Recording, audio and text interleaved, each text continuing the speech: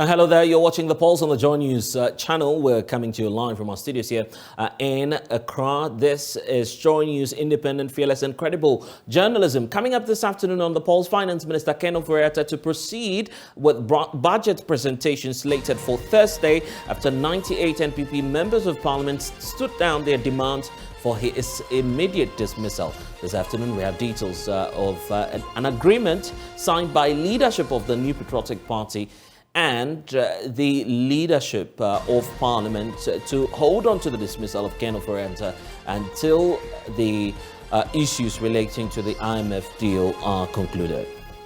And in less than 24 hours, government is expected to put out a plan for fixing the poor performance of Ghana's economy. But what are Ghanaians looking out for this time around? We'll bring you the concerns of Ghanaians as the 2023 budget will be presented by Finance Minister Ken Ofori-Atta. Also, Ministry for Foreign Affairs and Regional Integration is this afternoon denying having any interaction with the UK government on the issue of deploying special forces into Ghana to combat terrorism. We have details of that statement from the ministry. The Pulse, as always, is brought to you by Global Communities Digny Lu, affordable, safe sanitation. Don't forget that this afternoon we're streaming live on YouTube as well as on our Facebook page as JoyNews on TV, DSTV channel 421, GoTV channel 144. I'm Blessed Sogah. Thanks for choosing us and welcome to The Pulse.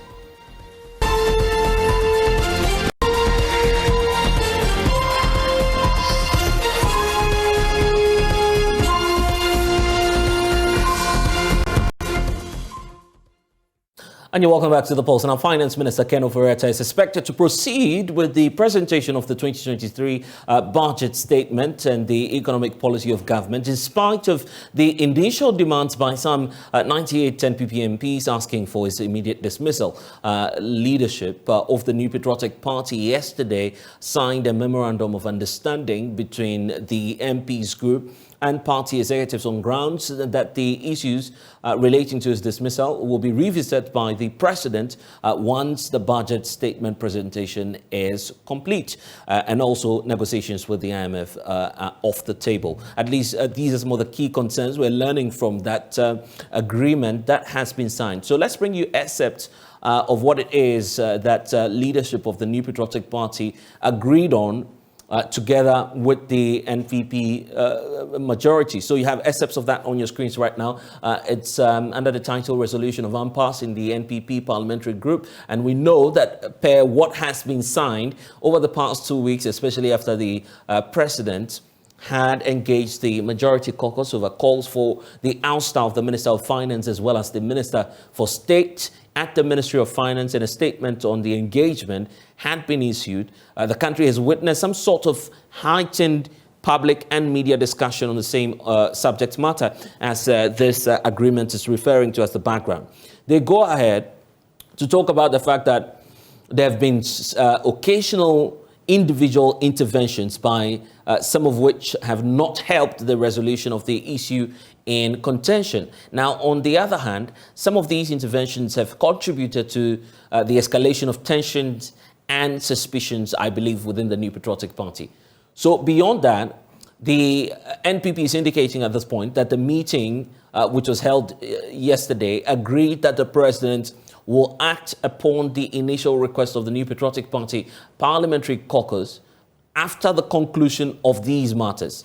So here's what we know. In the meantime, the leadership of the parliamentary group and the leadership of the party council, the honorable members of the parliamentary party, to resort to the caucus communications channel and to also to the largest extent possible, work together as one caucus unit. Now, leadership and the party in this regard is calling upon the members of parliament to attend to all government businesses. Mind you, of course, some days back, the NPP MP says they were not going to indulge in any government business. But per the agreement now, all the NPP MPs are being asked to attend to all government businesses in the House, including particularly the 2023 budget statement and economic policy and all connected matters. So this goes way beyond the budget presentation by Finance Minister Ken Ofori-Atta. So what's next, and what are some of the key grounds for which the agreement has been signed.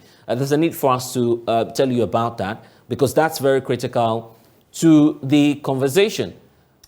We know that, of course, there are three key grounds on which this decision has been made. One is that obviously the IMF deal will have to be completed by the finance minister and other matters that we're discovering this afternoon. So I want to bring in now my colleague Latif Idris, who was, of course, at that meeting, the NPP headquarters, monitoring all of the engagements when all of that happened. Latif, thanks for joining us. And we need to start off on the grounds for which this agreement is being signed. But let's start off with who signed this agreement and why they should matter in this conversation. All right, so signed by Honorable Anodom Prairie, the Majority Chief Whip, and also Justin Kodua Frimpong. So Justin Kodua Frimpong is the General Secretary of the New Patriotic Party. And these are the demands on the screens right now. Walk us through them, Latif. Yeah, so just to wrap up on the first preamble. Right. So at the meeting this evening, that was yesterday, 22nd of November 2022, involving the Majority Caucus, the leadership of the party and the Council of Elders, it has been agreed by all to refocus and recline to the earlier position requested by the president. To wit,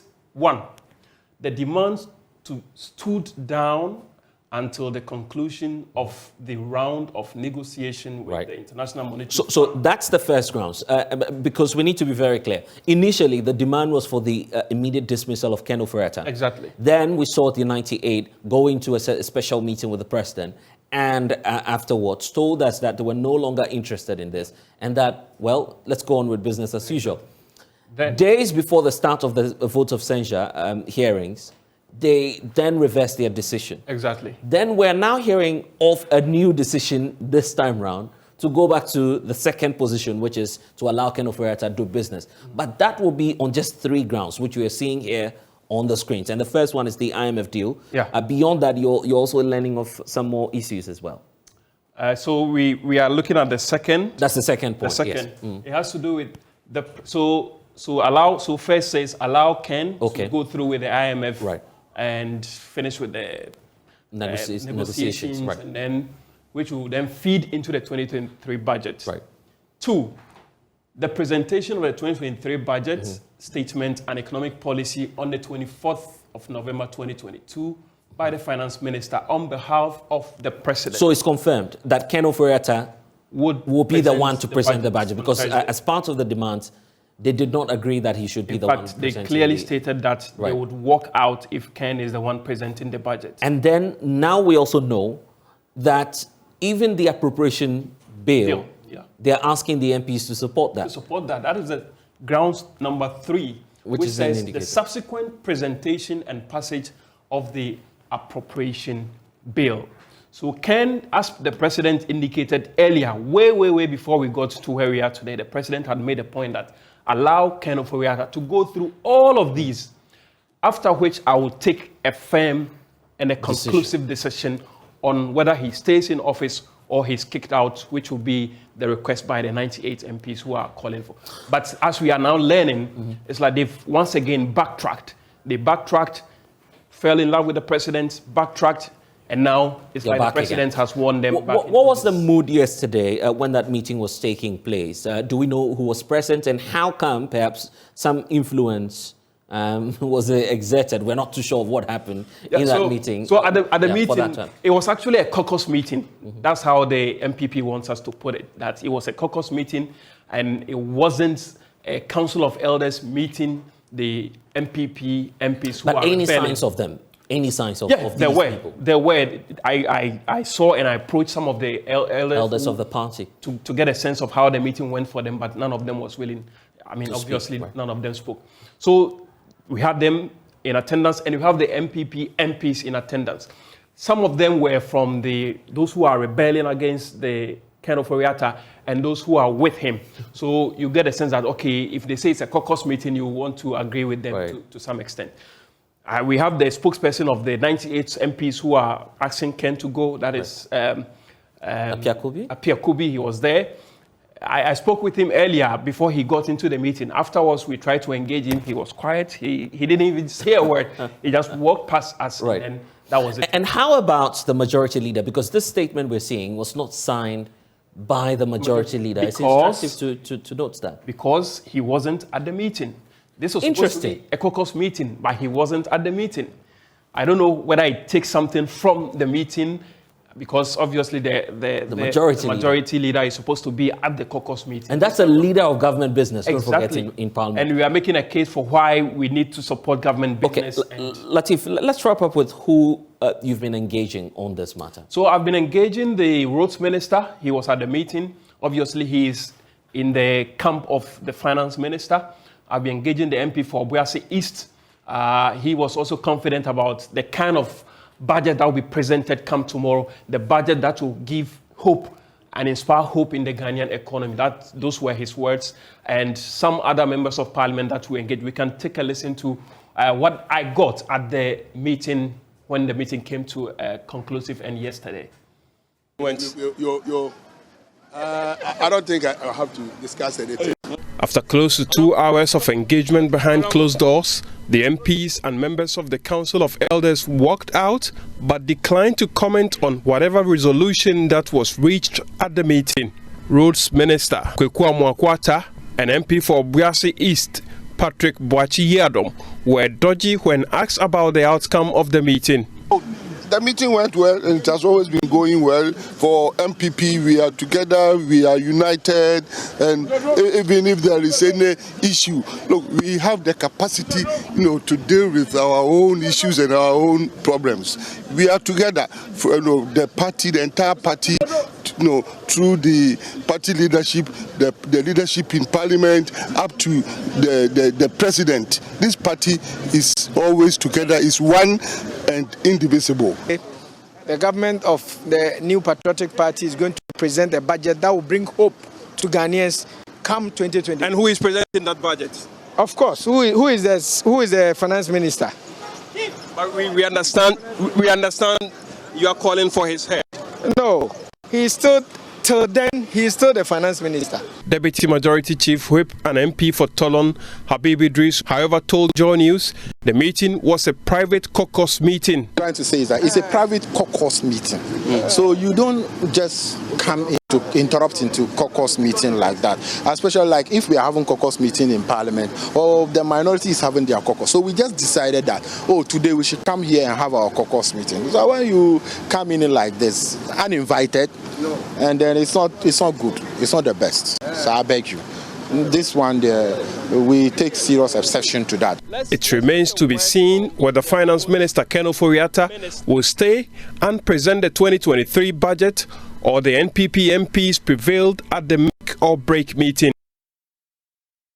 And of course, we'll be touching base with party leadership shortly on some of these matters. But we understand that there's a lot happening in Parliament with regard to this, because members on the NDC side are questioning the credibility of the NPP MPs who have beaten a retreat on their quest to have the Finance Minister Ken Ofori-Atta sacked. Let's cross over now to Parliament. My colleague Kweku Asante is joining us. And Kweku, who has been addressing this press briefing?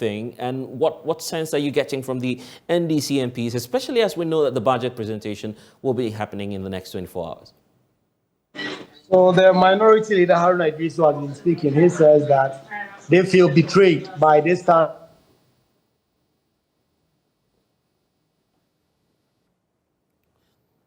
It appears that we've lost my colleague Kweku Asante there. We'll definitely be reconnecting with him just to get a sense of what's happening in Parliament. But what we do know is that the minority leader, I should be saying, Haruna Idrisu, has been addressing the press on this latest reversal of the decision by the 98 MPs to have the Finance Minister Ken Ofori-Atta dismissed even before the budget presentation. We can hear from the minority leader now. Should appreciate that when the minority embarked on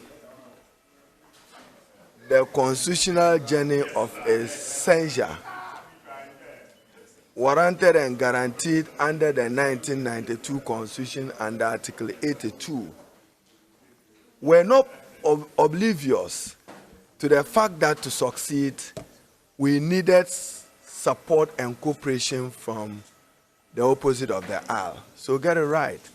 When we initiated the motion, we firmly and sincerely believed that our friends opposite will walk the talk with us and not just make radio and interview declarations, but they will manifest it supporting us on the floor of Parliament and in the exercise of a secret vote as required under Article 82. We cannot but feel let down and betrayed. And for me, it is a step on oversight and parliamentary oversight, and it only weakens Parliament in exercising its oversight in calling ministers to order. That's very disappointing, and that means that the Parliament of Ghana is failing the Ghanaian citizens, and the Parliament of Ghana is failing to protect the public purse. I thought that I should explain this so that you understand that the onerous threshold in Article 82 is 2/3. The people of Ghana gave us 137. That 137 remains unequivocally resolute that we have no faith and confidence in the finance minister. Thank you. So that's the latest from the minority in Parliament. Let's bring in now Kwaku Asante. Kwaku, what more can you report about the reaction, even from the majority leader? When Asante has been speaking to some of these developments, mind you, he was not present when that meeting was taking place yesterday. So the minority have been speaking also. They are saying that government plans to increase some taxes tomorrow. They are alleging in particular that tomorrow VAT, which is currently 17.5%, will go up to 20%. That government intends to increase it by 2.5%. We've heard from Gabi Asayotridakon. We've also heard from Kojo Ponkruma, who have all made it clear that government will be looking to introduce some revenue measures to shore up government's base. And so it is not clear where minority are getting this information from, but they seem firm that the minority will be increasing the taxes tomorrow when the majority, the finance minister will be increasing taxes tomorrow when the budget is presented tomorrow. So quite an interesting house where board members now prepared to listen to Finance Minister Kenneth Ofori-Atta as he presents the budget. Previously, we were not sure, even he wasn't sure. But now that hurdle is out of his way, and he's said to do so tomorrow.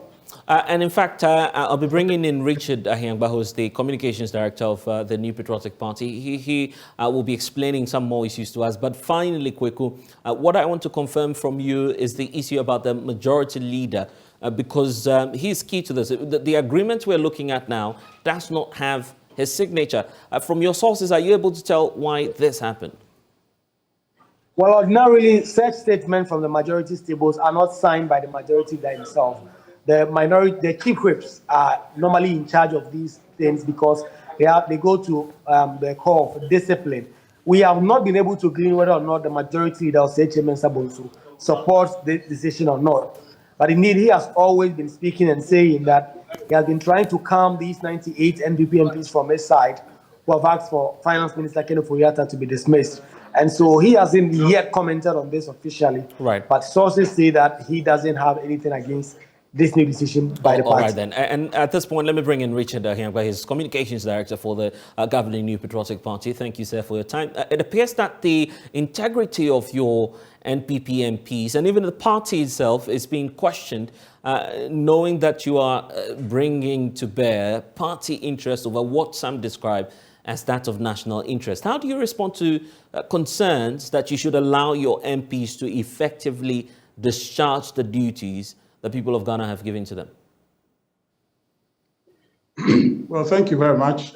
Before I answer your question, I think we need to clear some, I don't want to say misreporting, but confusion in your background. On the 25th, when the press conference happened, there was a meeting later in the evening between the president, the party, and the parliamentary group of the party. Now, that meeting concluded, and that conclusion of that meeting came in a release on the 26th of October.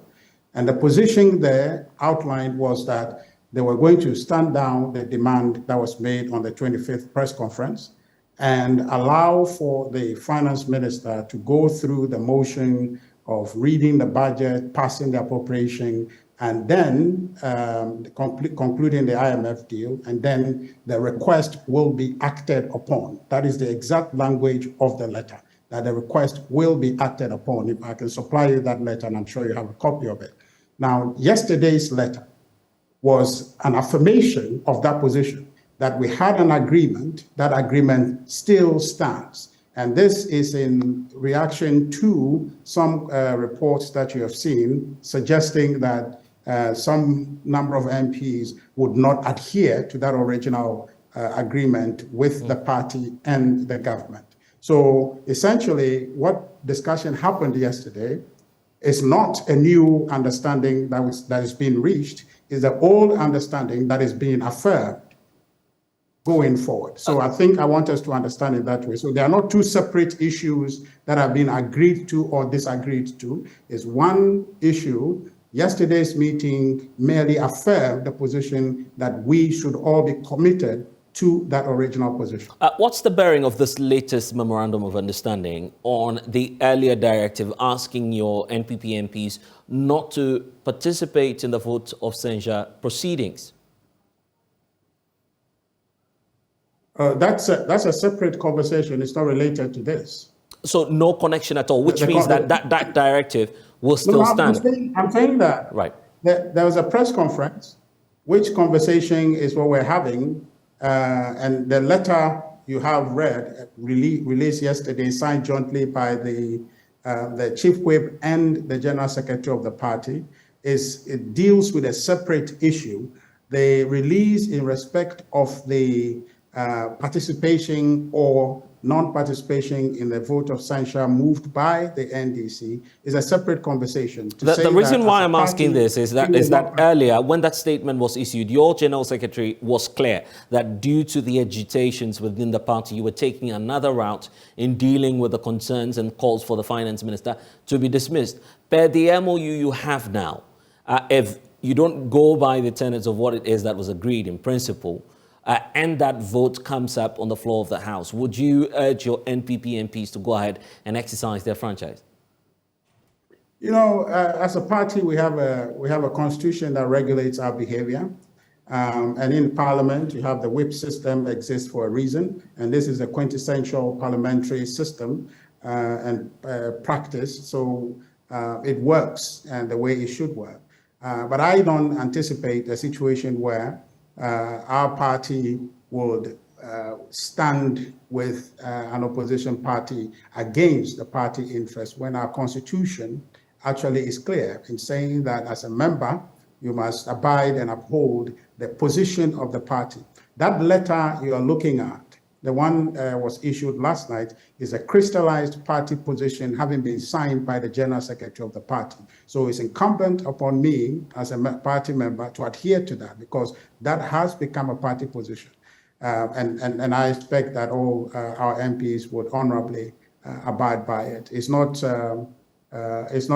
something that is up for debate, because we all have agreed to be members of the New Patriotic Party, and that's the rule that governs our association and coming together. So I anticipate that our MPs will abide by it. I can see the interest in the media about it, wanting to see something extraordinarily happen, but the issues are very clear.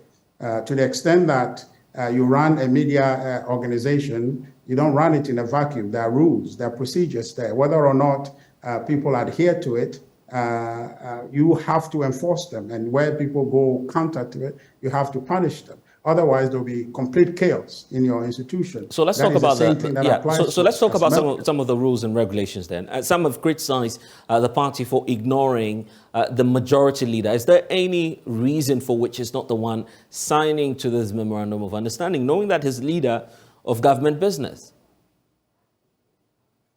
No, there isn't. So that's why I was careful to illustrate for you that this meeting yesterday and the subsequent issue from that meeting is no different from what the majority leader signed before. You know, the original letter, he signed it, which was a caucus letter, he signed it.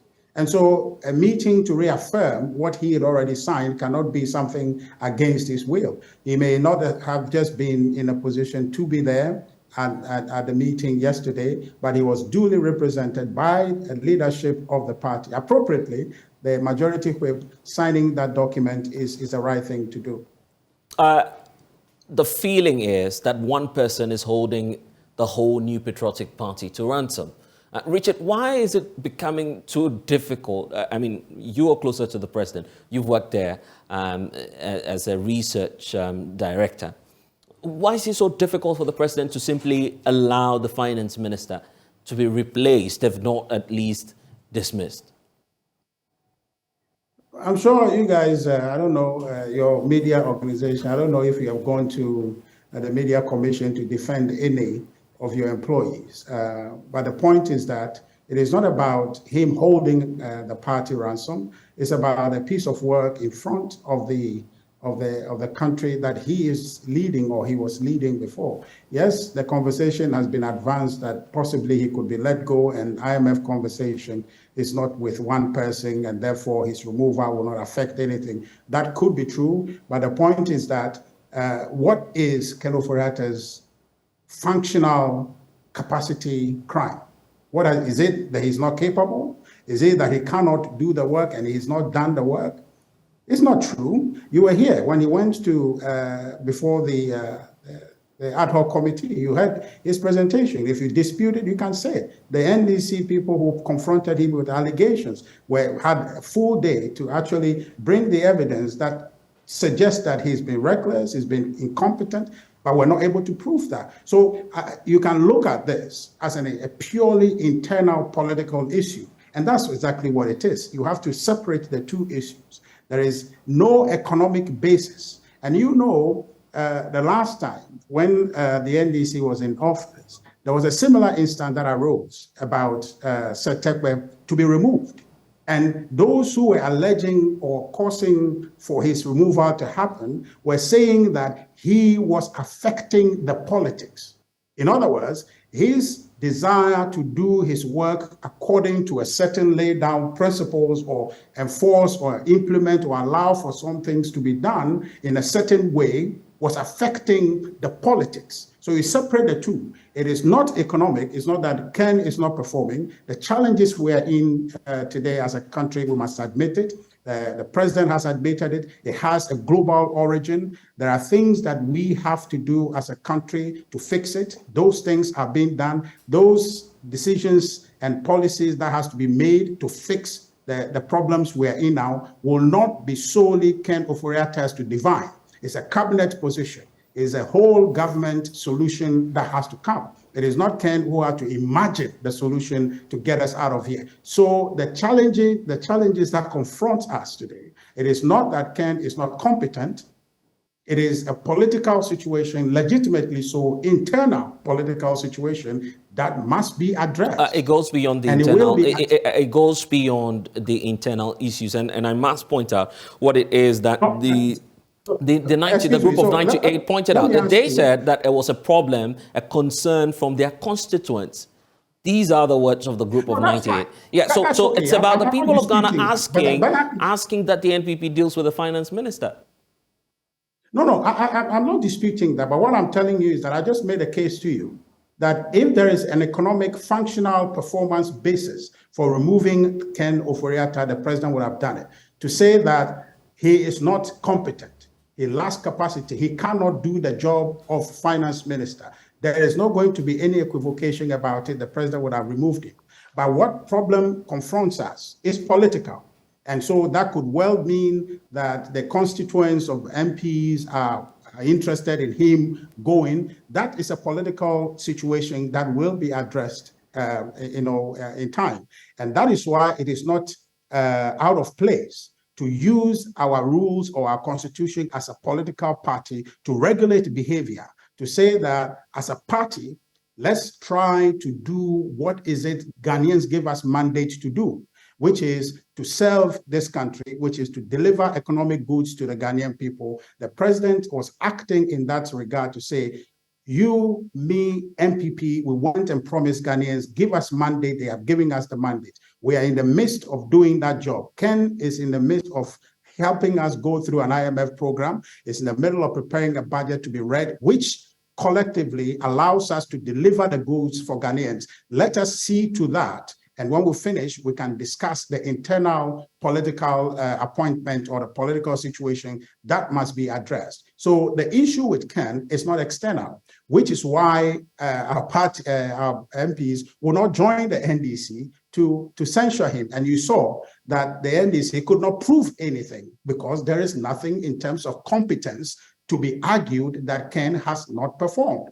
Everything that confronts well, let's not prejudice what it is. I'm sorry, but let's not prejudice what it is that the report of the 8-member ad hoc committee will be. We need to wait for the outcome of that. I'm just telling you what you have seen. Yeah, but that's your judgment. That's your judgment of what may have transpired. Beyond that, are you willing to pay the political price? If Ghanaians want to, of course, severely punish the NPP, you know what the implications will be by 2024. Well, my brother, I just told you an instance where the NDC was pressed. Actually, former President Mahama was the one who said so, that people are pressuring him to remove Setekwe at the time as finance minister. Is this about the NPP or the NDC? I guess it's a matter of the NPP government. Sorry? I guess this is not, you're doing this independent of whatever it is that may have transpired in the erstwhile administration. Ghanaians may not necessarily agree with the former president, a reason for which they voted him out. I'm just giving you precedent, an occurrence similar to what happened then. But the former president didn't have to remove Setekwe. The thinking was that what Setekwe was confronted with was not because he was incapable or incompetent. It was because there was an internal political situation demanding for his removal. And they were clear in making the case that he is affecting the politics. He is not allowing political decisions to be made in a way that will advance the party's own interest. He is blockading stuff. He's creating political challenges for internal players of the NDC. The same thing could be at work here. But then the president, in his wisdom, bearing responsibility to Ghanaians, said that what is key for us as a government is to serve the Ghanaian people, not to quibble about our own internal politics, which we have time to deal with. So allow us to serve Ghanaians, and then we'll get back to address the internal issue. That is what I'm trying to have you understand. So if I conclude for you, what I want to say to you very clearly, and I hope that settles the issue, is that what we are engaged in with this whole conversation for Ken to go or not to go, the attendant issues of our MPs having this press conference and the negotiations that have ensued, it is to address an internal political issue of appointment. And that issue will be addressed. But if you ask me, in the president's wisdom, that cannot be prioritized over the essential task of serving Ghana. And that's what he wants to do, first of all. Let's deal with the business of the country, and we'll get back to the internal political conversation of having Ken continue as finance minister or be gone. All right, then. Richard, I want you to deal with this for me in just a minute. This is an uncomfortable conversation, but we still need to have that. The feeling that the president, together with his close relations, are holding the NPP to ransom. We've heard from the Council of State, from sources, what they tell us is that they believe that the president should be acting by removing the finance minister. The leadership, and by this I'm referring to the Council of Elders of the NPP, we heard from Mr. Kwame Mpinim, for instance, talk about the fact that there's that call to the president, a collective one, that he should listen to the 98 MPs. And yet the president is not acting. Do you agree that the party is being held to ransom by the president and his close relations? No, certainly. Let's put the issues in context. The president is not refusing to hear or listen to anybody's case. If anything at all, he was the first person who conceded to the demands of the MPs when he met them. Say, I hear you. I appreciate your concerns. But in the meantime, there's a business on hand that must be completed. Now, you can ask me this question post the conditions that were agreed to in the first the first statement that was issued by Parliament, by the Majority Caucus, and affirmed yesterday. If after the passage of the appropriations bill, then Ken is still in office and there is no ongoing conversation to address the matter, then I think you can raise that question. But that question does not arise in the meantime when there is an effective agreement in place that must be adhered to. I'm sure you understand me. So right. The position of the elders that you have cited is justified. They are making a genuine demand. That demand will be looked at, will be acted upon in the words of the agreement that was reached with the MPs. That will be acted upon. But in the meantime, we cannot begin to say that the president will not act in good faith.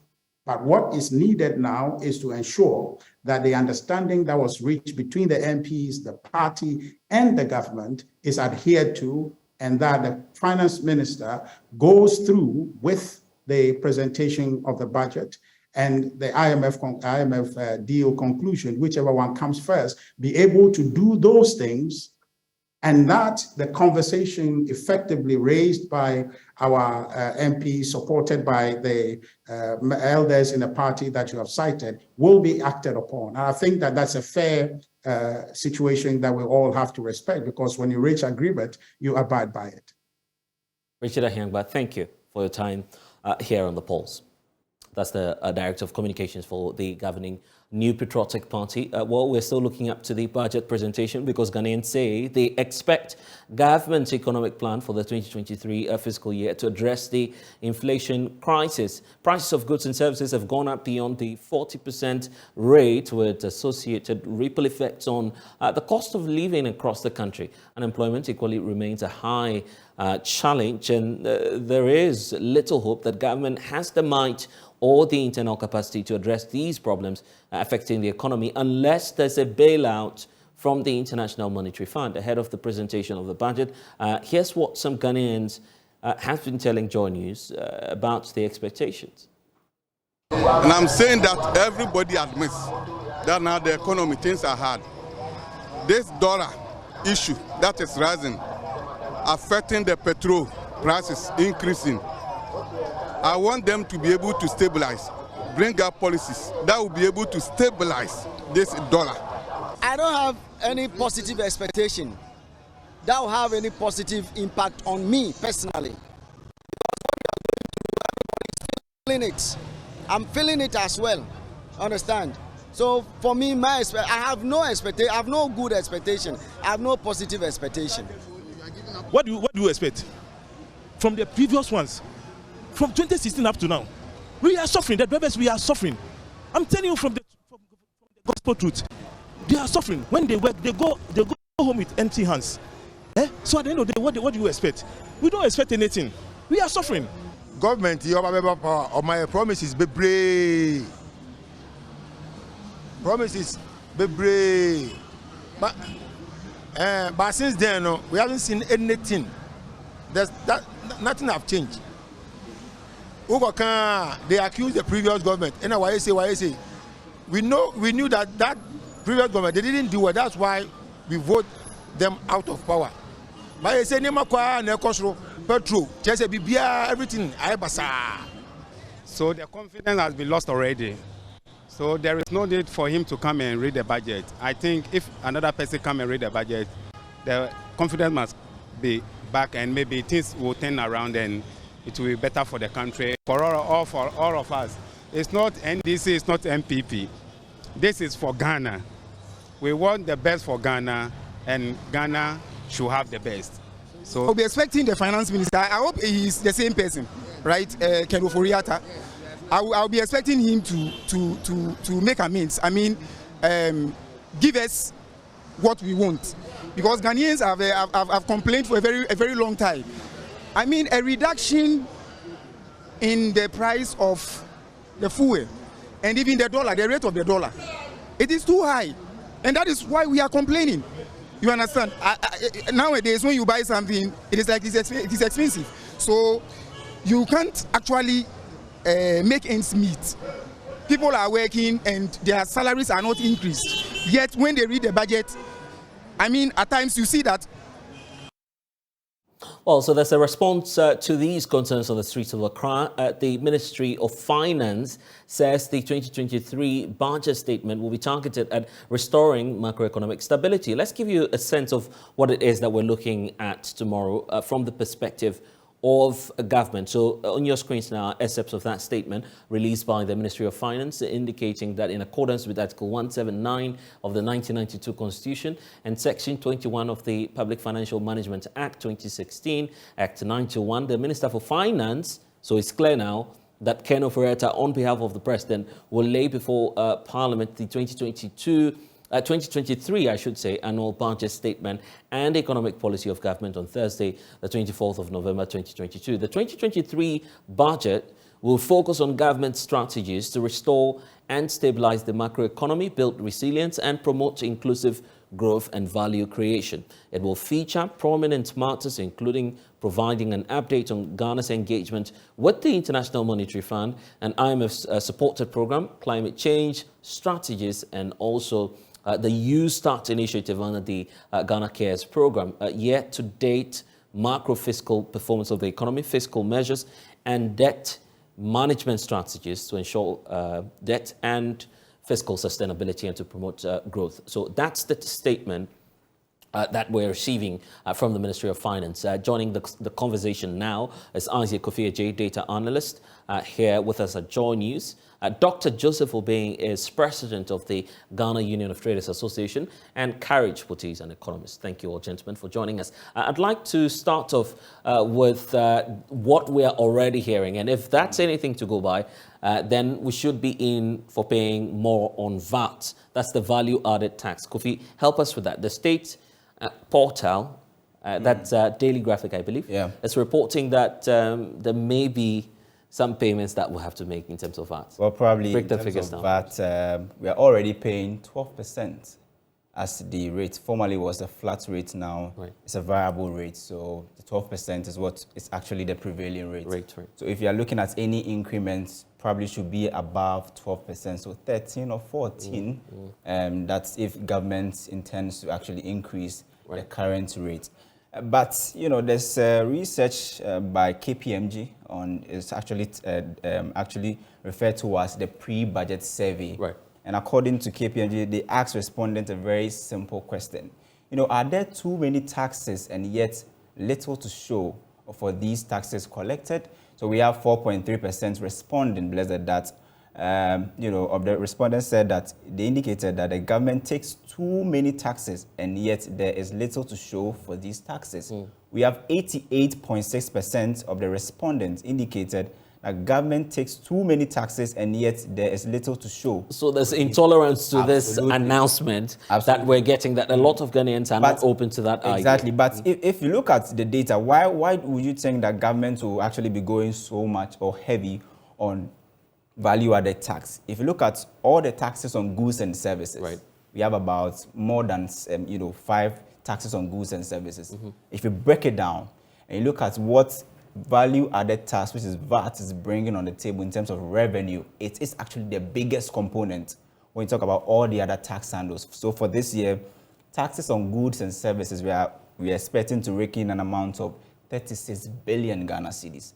Value-added tax will contribute to about 40.5 billion Ghana cedis in terms of the total. And if you look at the total, 36 and value-added tax alone bringing in 14.5 billion. It tells you that it's a tax handle that government really has to look at. The statement from the Finance Ministry was silent on the thorny issue of the e-levy. We didn't talk about that.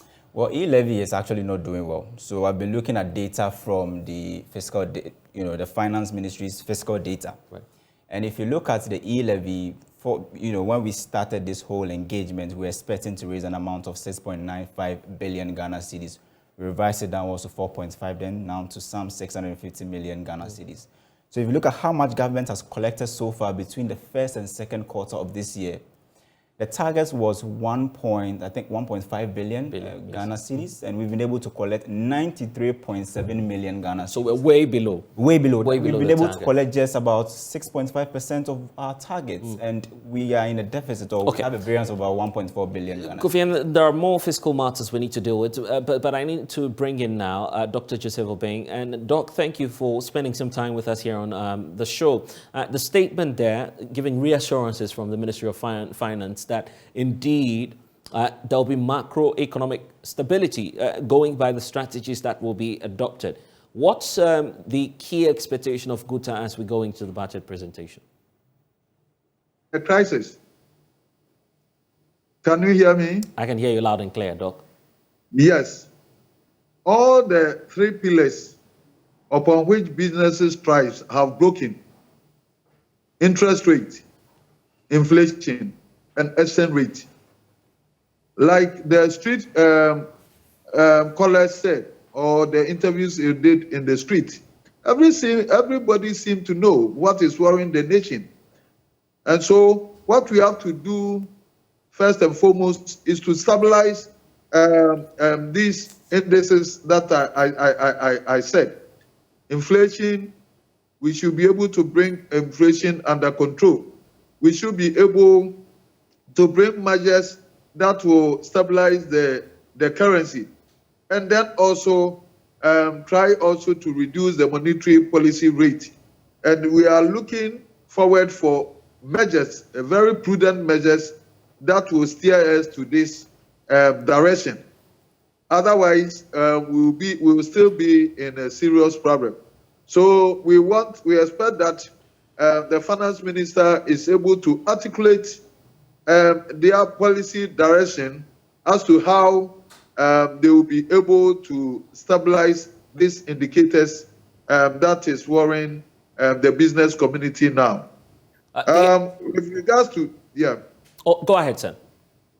Yeah, with regard to VAT, there's no uniformity. The present structure of VAT is not uniform. It does not ensure fairness. It does not ensure compliance. And that's if they do not do anything about that, there's no way they can go ahead and increase the VAT.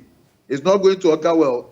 As it is structured now, it's creating problem in the marketplaces, let alone increasing it.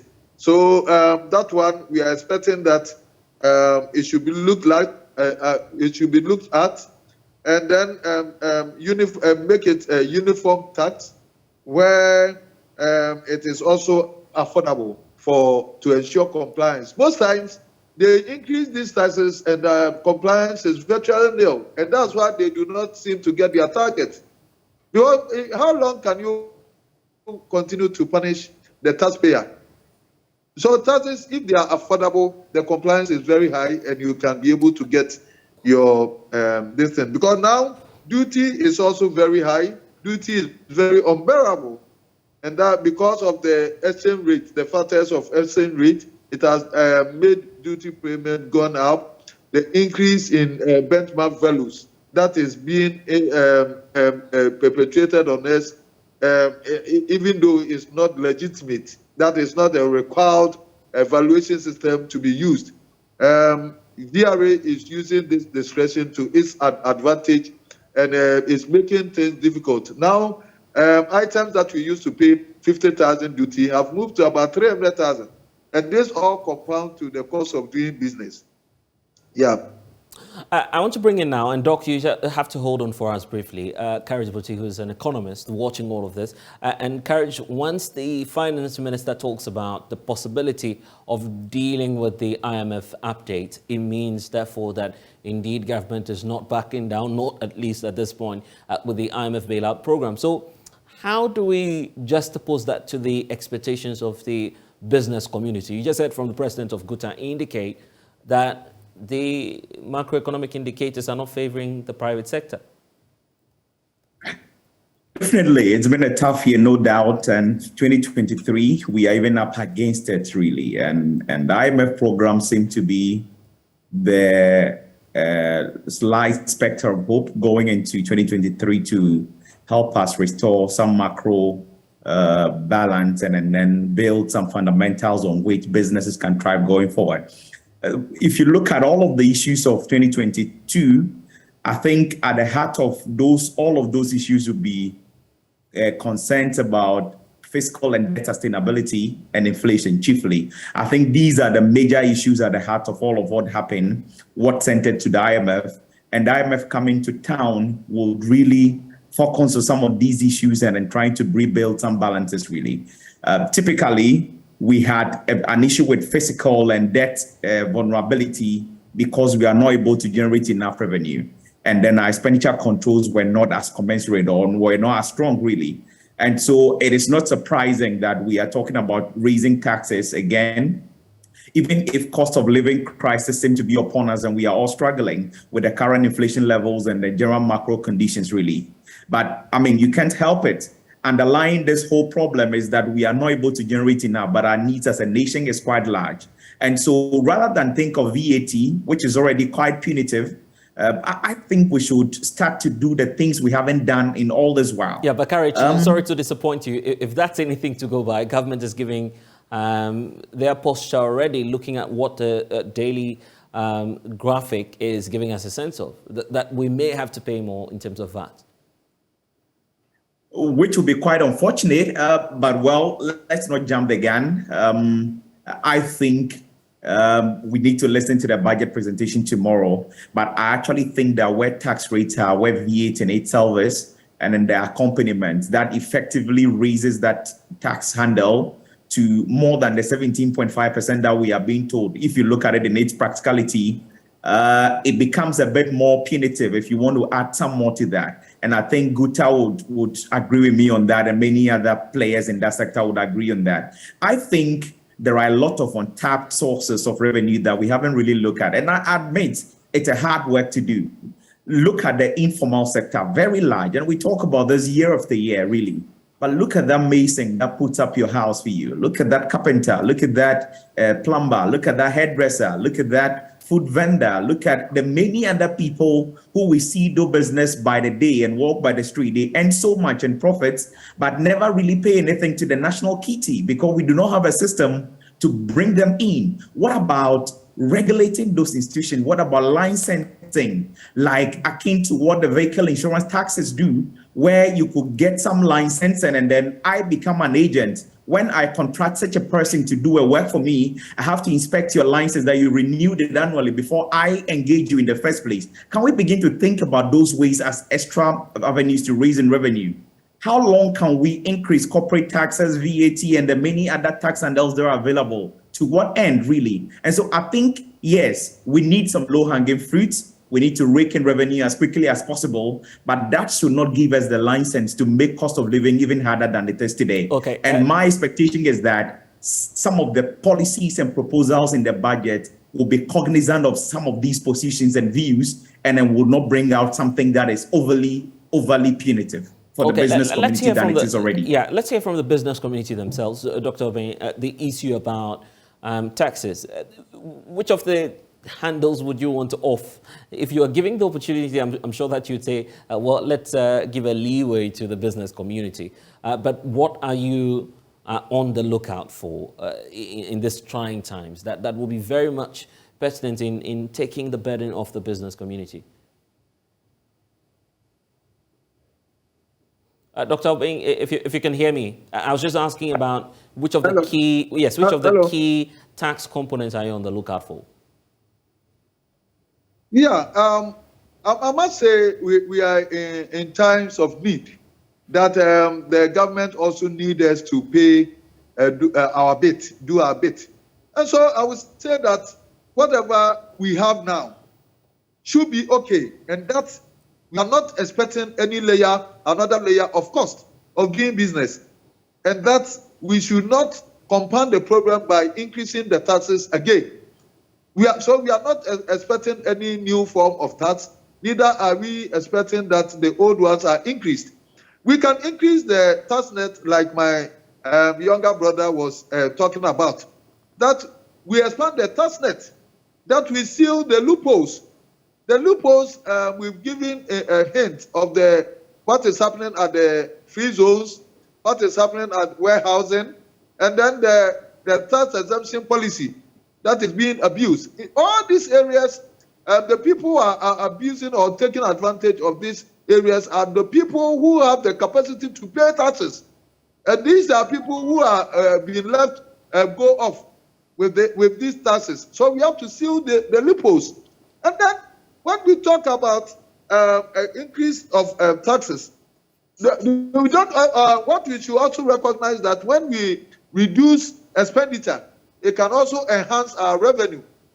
Because our expenditure pattern should be broad, and that we have to ensure value for money expenditure, and that if you overspend, and then you give a contract overprice your contracts and all that, it's not helping. So we have to pull down our expenses and all that. Now that we all recognize that we are in crisis, because we cannot continue to punish the consuming public because we need taxes.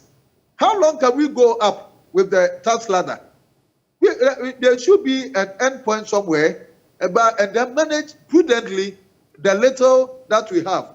At this stage, that's what we have to be doing. And so whatever a push that IMF may be bringing to bear, we should be able to argue our way that the Ghanaian trader or the Ghanaian taxpayer is now even overburdened.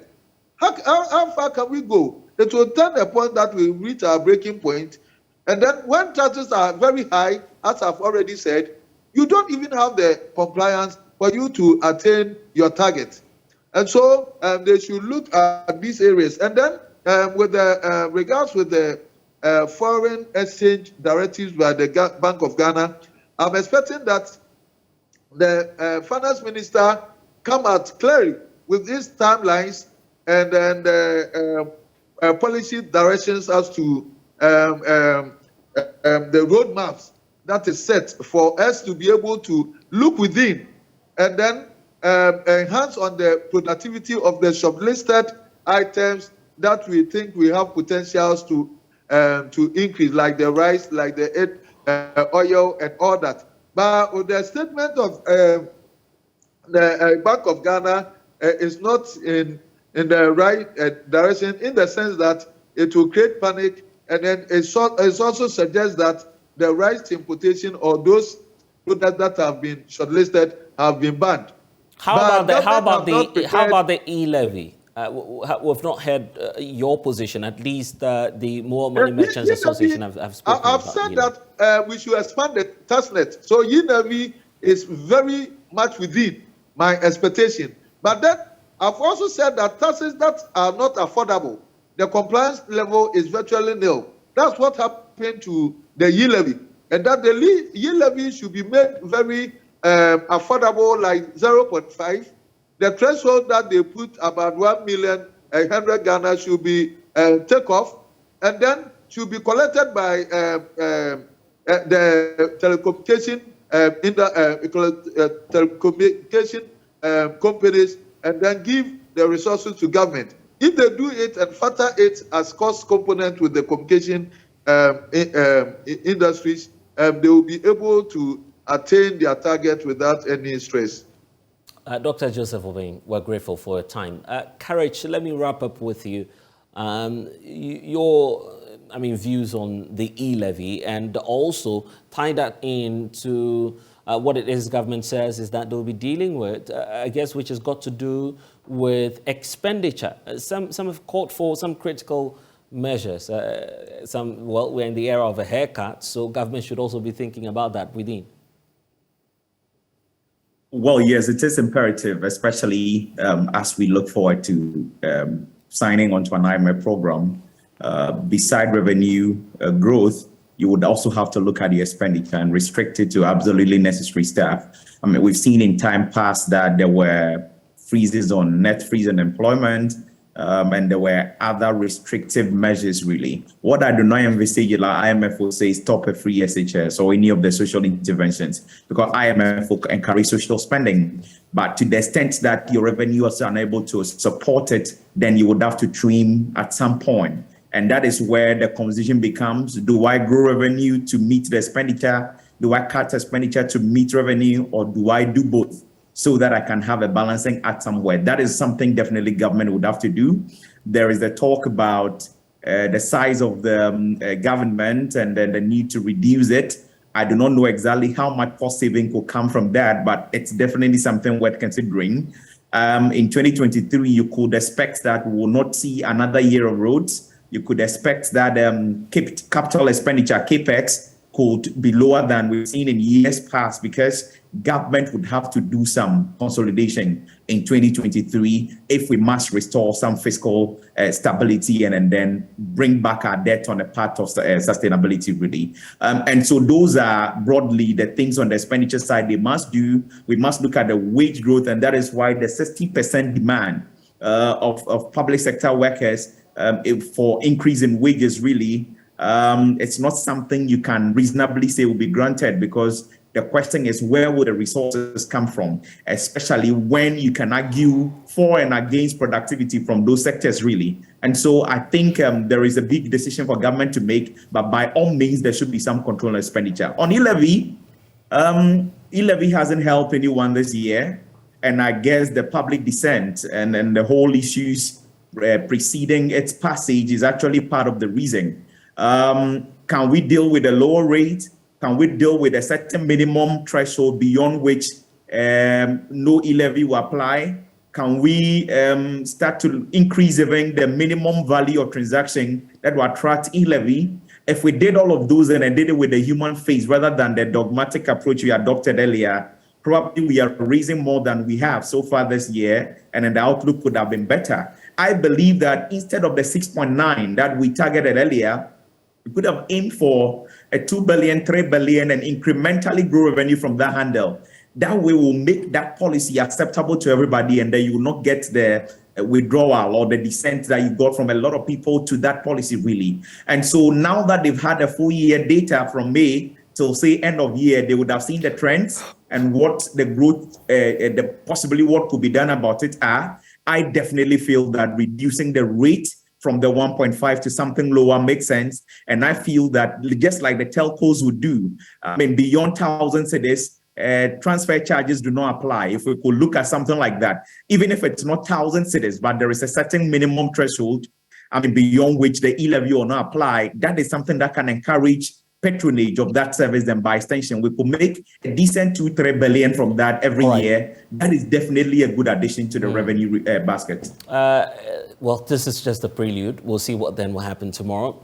Courage Buchi, thank you for joining us here on The Pulse. And I just want to round everything off with Isaac Kofi, who's still looking at the figures as the finance minister goes into that presentation. Let's talk about expenditure, because that was critical to the conversation. Exactly. How is it looking like for us as a nation? So the main issue here is, how are you, closing your deficit? Because when you have high expenditure and then your income or your revenue is also very low, that's when you breed this high deficit. So what government is currently doing is finding ways and means to make sure that the deficit is actually contracted to a certain level that we can actually take as a country.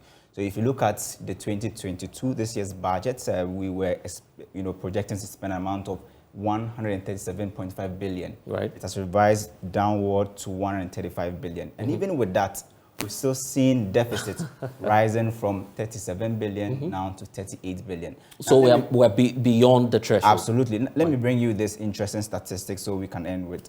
So if you look at the 100 billion that we wanted to generate this year, we've revised it. We said we cannot raise 100 billion again because of the shortfall, critical one, e-levy, just yes. giving us 93 million when we were expecting 6 billion. So now we are moving from 100.5 billion now to some 96 billion or 98 billion. Now, if you generate 98 billion as a country, and just look at this, you are paying close to 35.8 billion as compensation of employees. You are paying 37.5 billion as interest payments on your debt. If you add this is about 80 billion or 70 billion Ghana cedis. And you subtract it from the 90 billion you are projecting to raise this year, that should tell you that you are in a very dark. Isaac, don't dampen the hopes of labor unions that are already asking for a pay rise, looking at what you're telling us. But anyway, that's Isaac Ofeje, data analyst here at JoyNews. We'll be looking at the labor agitations also, the demand for a pay rise. The negotiations are underway here in Accra. We'll tell you about it shortly. This is The Pulse. We'll be back shortly.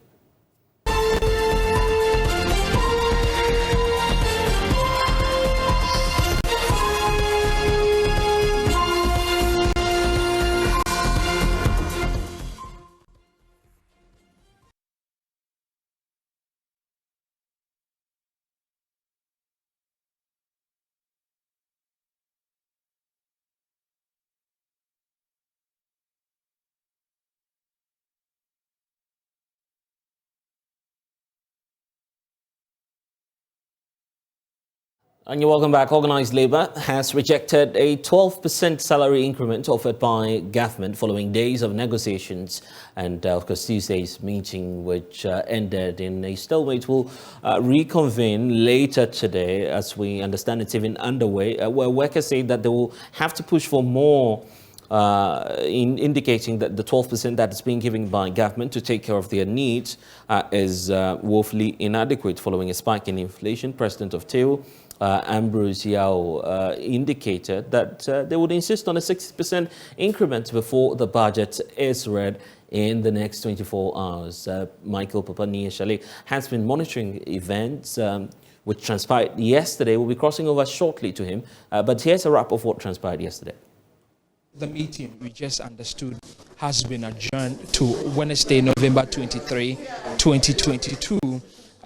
For negotiations to continue. We understand it's a sort of a stalemate, and an agreement is to, the agreement, I beg your pardon, is to postpone the meeting to tomorrow. Again, earlier we mentioned that there were some difficulties finding a suitable venue for this particular meeting, the large size 2022. For negotiations to continue. We understand it's a sort of a stalemate, and an agreement is to, the agreement, I beg your pardon, is to postpone the meeting to tomorrow. Again, earlier we mentioned that there were some difficulties finding a suitable venue for this particular meeting. The large size of the negotiation labor unions made it difficult for them to use the particular room that they just finished using yesterday. As we speak now, there's been no deal, and we have adjourned to come back tomorrow at 2 p.m. Yeah, we've not agreed on anything. Well, so far they've been explaining things to us. We are also explaining things to them. What are they saying? What are you saying? Well, we are still negotiating. So when we finish, we'll get the end result. We have sent our proposals to them, and they want to be at an agreeable zone. But so far, I think the zone we are in is not agreeable. Which zone are you in? So when we get there, we'll cross it. Do you still so tomorrow, we will not ask for 60%. When you look at our proposals, it's about 140%. So I don't know where you're getting that 60% from. Well, we are negotiating, negotiating. We're all being reasonable. We are all being reasonable, and I think everything reflects in our pockets, and we all know the economy. Yeah, so we are being very reasonable. Nothing changed from the previous position that government came with, and we are insisting that until government gets to a realistic zone of possible agreements, then there's nothing to talk about, because we can also not sacrifice the lives of our members. We have the Deputy Minister for Employment and Labour Relations, Bright Rekun, who tell us what really transpired. We have seen most of the labour unions storm out. What they tell us that the meeting has been adjourned. Honourable, can you confirm to us what exactly happened? They told us that you were not willing to negotiate with them, so they had to call it off and probably come tomorrow. Well, that's not correct. It is not that we were not willing to talk to them, but like I keep saying, we are negotiating. So once you are not getting the consensus, then it will call for adjournment. So it's not like one party is not willing to engage. We are engaging, except that we are not coming to, meeting ends. Okay. Yep. So the decision to call it off is not because you are offering them less than 15%. It is not. It's not a call off. Okay. It is adjournment. I mean, we have had to, go back and continue to reflect. We are dealing with, give and then take. And if you are not coming to ad idem, automatically you then have to adjourn and come back. But the willingness of both parties to engage, as I keep saying, is there. And you could tell that, yes, they wish that they get a certain amount. And we are also saying that we are also considering lots of things. It will be difficult where they are. We need to calm down. They need to, and then we are not getting meeting minds. That is where we are. I'm sure tomorrow, God willing, we'll be able to have a truce. Well, on the back of all those are the reasons why we are meeting almost every day, just to make sure we meet the time and target. And so, I mean, let's hope that we'll complete tomorrow and then the budget will also complete its figures. Time now to check what the latest is after the negotiations today. Michael Vabani-Eshale has been monitoring that, joins us live with updates. Michael, what do you have? So I can see beams of smiles on your face. Oh, yes. When we are negotiating, whether you frown your face or you smile, the objective is for you to get what you want. When you smile, you can get it. When you frown your face, you can also get it. So you are smiling because you know you will ultimately get what you want. So far, what has government been telling you? Government? Yes. Oh, we are on the same page. We have been on the same spot since Friday. The 12%? I have not mentioned any percentage. What I'm saying is that, after we have tabled our proposal and government also gave his proposal, we are still the same way we are. When are you meeting again then? We don't know. We don't know. We don't know. Compromise? On what? On what? On the compromise? There's no compromise. No, our 60% still stands as it is. There's no compromise, my brothers and sisters. And there is no compromise. Because the 60% in real times is less than 18%. If even the 60% is paid, it means we are taking home less than 18%. And if care is not taken and inflation goes up today or tomorrow, then it is reducing further. So I think that the earlier you finish these negotiations is better. Is it fair to say you have reached a deadlock? Oh no, for now I wouldn't call it a deadlock. I would not call it a deadlock. When you say deadlock, then it means that we cannot meet again, then we have to refer the matter to labor, to arbitration or something. We are not there yet. You will be there if they want us to be there. But for now, we haven't reached deadlock. We expect that government will go and seek fresh mandate properly and come back and we meet. What do you make of the posture of government? I mean, what have I heard at the top? Would they give you 12? Very good postures. As a posture, we all have very good postures. Yes. Yes. You have very good postures. Like I said, you can smile to get what you want. You can frown to get what you want. It's better to smile and get something good than to frown to get something bad. Does it mean that tomorrow the budget will be read, then you don't have the input? You know, Labour doesn't read budget. Labour doesn't read budget. The budget is not for Labour. The budget is for the government. It's government who read the budget. Labour doesn't read budget. So whether it will be read or not, that one is not my concern.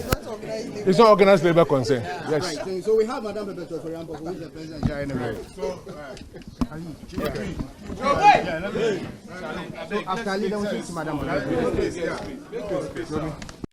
and where government is vis-a-vis our 60% proposal is neither here nor there. And as we've said earlier on, the 60% we've actually come down from about 140% to the 60%.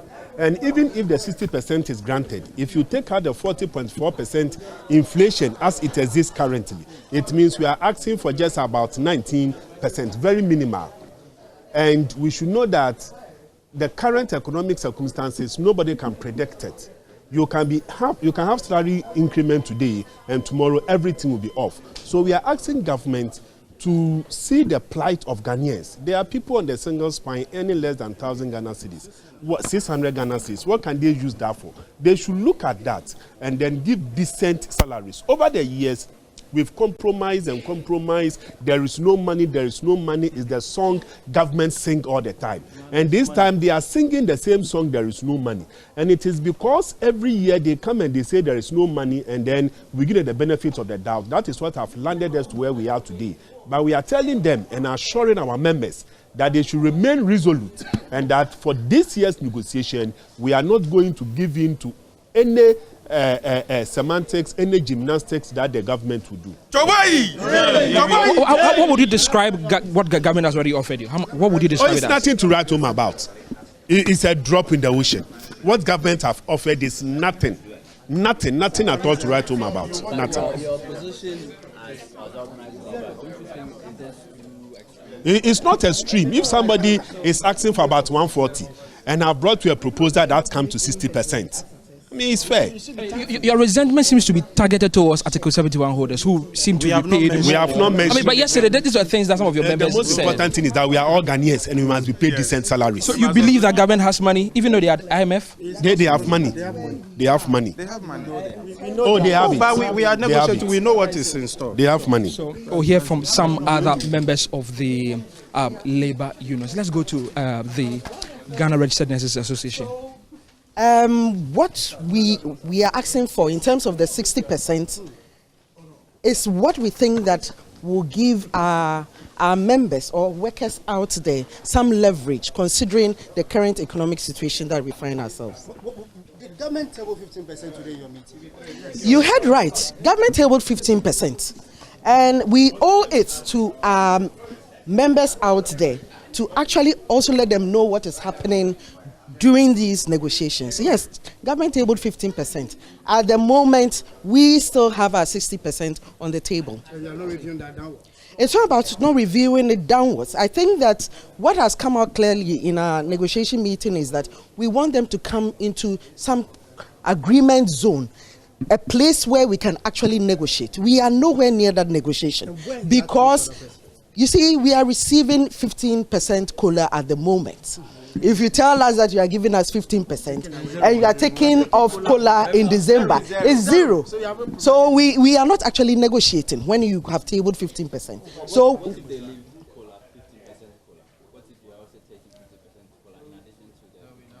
no, we are not there yet. No such communication has been made. As far as we are concerned, there's 15 and there's 60. Negotiations, as we've been told, will continue at a later time. The date and time will be communicated. The fear here is the impact on your industry, especially. What would this mean for your industry when government is refusing to heed to your demands? If you want to talk about my industry, we won't finish now. Health sector is bedeviled with a whole lot of problems. As we speak, we have our colleagues who are sitting at home waiting to be employed. We are already even receiving salary and we don't even know how to manage within what we are. So for somebody who is already sitting home and not receiving any kind of salary, you can imagine. And for those of us who are even receiving salaries, you understand, with inflation at 44%, when you take individual goods, some are at 100% and 120% and over. So the increment in goods and services is a difficult situation that we are all dealing with, not even just as public sector workers, but as Ghanaians as a whole. So it is not just about the health sector or education sector, it's about all of us as workers of Ghana. Thank you very much. Do you think this is going to worsen the situation of brain drain, especially on the nurses that we've heard this year? Of course, it will. Why do you think people are leaving Ghana for a greener pastures? They are leaving because one, salaries are not good, other conditions of service are not the best. So people take their bags and they are off to other countries. What it means is that if we improve the conditions of service, if we improve the conditions under which people work, if we improve a lot of things, people will choose to stay. People prefer to stay in Ghana. Ghana is a very good country. But you cannot live in a country being all good and yet you cannot have enough to move around. People want to own their own houses, they want to buy cars, they want to be able to educate their children properly. But where are the resources? It is not there. So if they can actually provide the services they are providing here in Ghana elsewhere and can receive 10 times what they are receiving here, why not? What would you describe government's posture right now? In terms of posture, it is normal. It's the same we've seen over the years. Everything is being discussed in good faith. So there's no animosity or anything. We are okay. Thank you very much. So that is the president of the Ghana Registered Nurses and Midwives Association, Perpetual. And clearly you've heard that the government is now offering 15%. Government started at 8%, we are told, moved to 10%. Yesterday settled at 12%, and on Wednesday, 23rd November 2022, we are hearing 15%. That's what government has decided to offer them. But there's more, though. I'm hearing that the meeting has now been called off. They wouldn't describe it as a standstill, but that's exactly what it is. It's been called off indefinitely with the hopes that it will resume after the budget is read. But the question is, will the budget to be read very soon? What will become the fate of labor unions in the country? We'll be bringing you some more updates when we... Well, my colleague Michael Niashali giving us the latest that government is seeking to give 15%, a reason for which meetings have stalled again for the third time just this week alone. So we'll keep our eyes on that and bring you some updates. But it's time now to talk about security.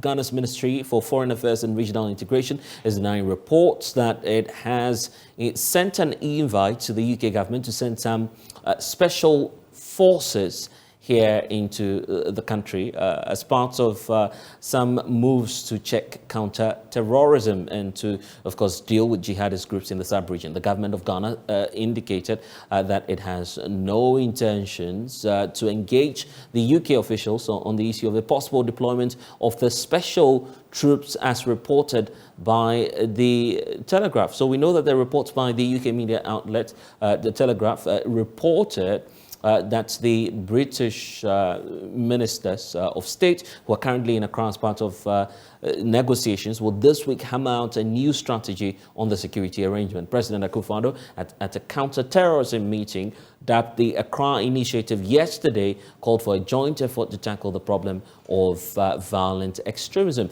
Here's a wrap of the Accra Initiative, even before we get into the claims by the ministry. Terrorism is taking a foothold in West Africa, especially within Ghana's neighboring countries.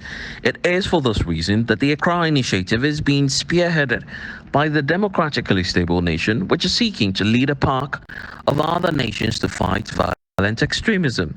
President Akufo-Addo, who is hosting heads of state to deliberate on ways of tackling the security challenge, says the Accra Initiative will work on the principle of complementarity and will further boost pre-existing mechanisms to fight terrorism. This is why the initiative, even at the early stages of its establishment, proved beneficial in engendering greater responsibility from member states, ultimately leading to the successful conduct of joint ad hoc military operations to flush out terrorists and transnational organized criminal groups from our common borders.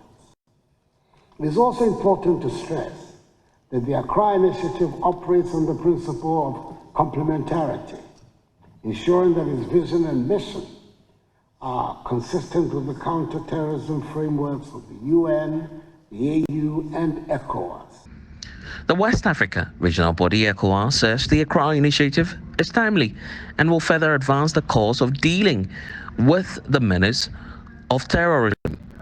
This message was equally shared by the United Nations and the European Union. Terrorism is today steadily encroaching on the coastal states and establishing a foothold in the ECOWAS space. We have seen how sustained attacks by terrorists have destabilized some of our member states and forced the diversion of resources into fighting the menace. The United Nations welcomes the holding of this summit. The consistent leadership and political will of the heads of state and government is your best asset. The terrorist objectives are well known to us to threaten the very existence of your societies and countries. And this situation calls for rapid mobilizations from regional partners and from the entire international community. The German government also lauded the initiative. Katja Kerl is the Minister of State at the Federal Foreign Office. And we are very thankful for the Ghana government for organizing this conference as an Also, that's a wrap of the activities that took place here in Accra as part of the Accra Initiative. While the Ministry of Foreign Affairs and Regional Integration has added its voice to the Accra Initiative, but is first of all denying claims that the government of Ghana is seeking for special troops from the United Kingdom to fight terrorism. So let's bring you excerpts of the statement released by the Ministry of Foreign Affairs and Regional Integration. There you have it, dated the 22nd of November 2022.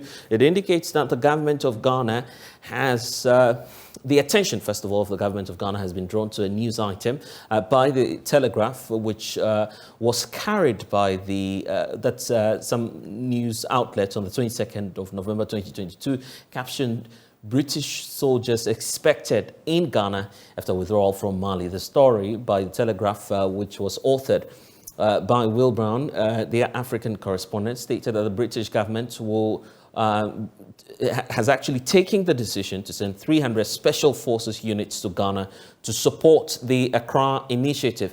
Now, the government of Ghana is indicating clearly in the statement that it has no interactions with the UK government aimed at deploying UK soldiers to Ghana for the purposes of operations as described in the story. Now, the Accra Initiative is a cooperative and collaborative security mechanism launched in 2017 under the leadership of President of the Republic of Ghana, His Excellency Nana Addo Dankwa Akufo-Addo, with his colleagues from Benin, Burkina Faso, Cote d'Ivoire, and the Republic of Togo. Now, the current members of the initiative, as we know it, is these countries listed below: Benin, Burkina Faso, Cote d'Ivoire, Ghana, Togo, Mali, and Niger.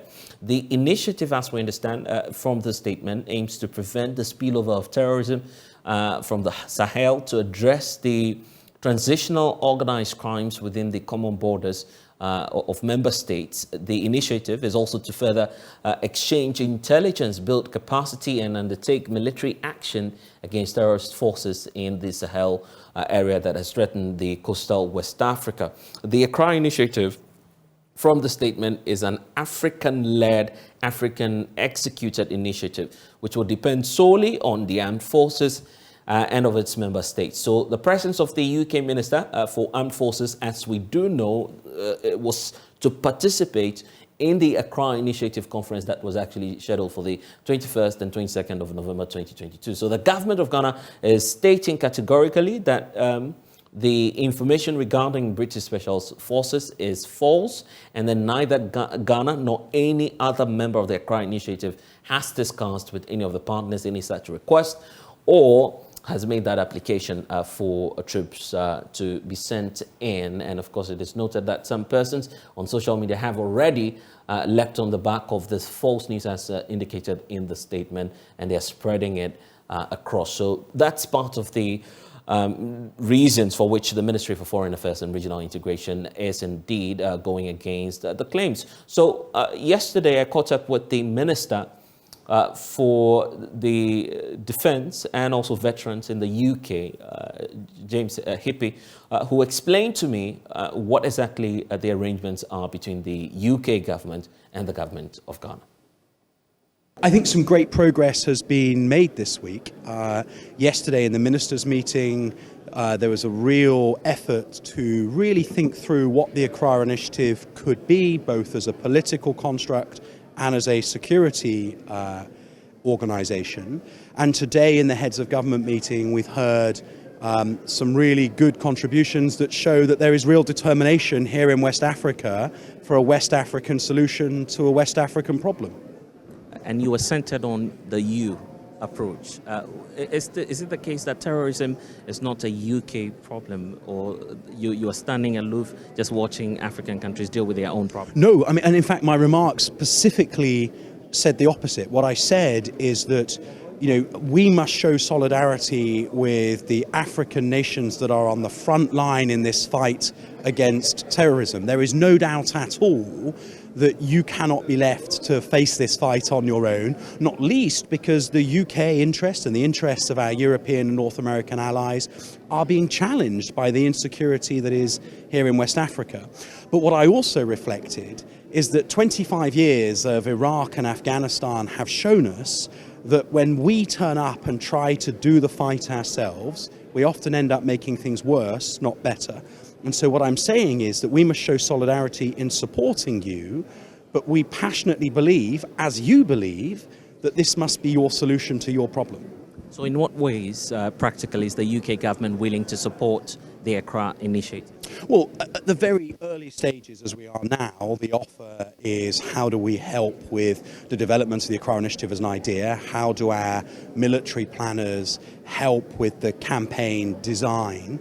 As you've heard today, there is a very high-level political intent from the heads of government to do this.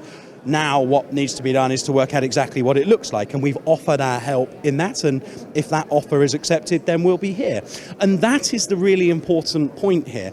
I don't have a plan that says, I'm going to do this year, I'm going to do this next year, I'm going to do this the year after, because that's not my plan to have. As you work out what the challenge is and how you want to design a military campaign to deliver security within the Accra Initiative countries, that will naturally throw out of it requirements around intelligence, logistics, training of your forces, equipment requirements. And that's when we, as your friends in Europe, can gather together a group of countries who think that we need to support this and see how we can help. And the EU have been here today, the UK, Germany, France, Norway, Spain. There's lots of countries who have come because they want to help, but they need to know from you what that help looks like. And earlier this morning, we're discussing details of a story by Telegraph.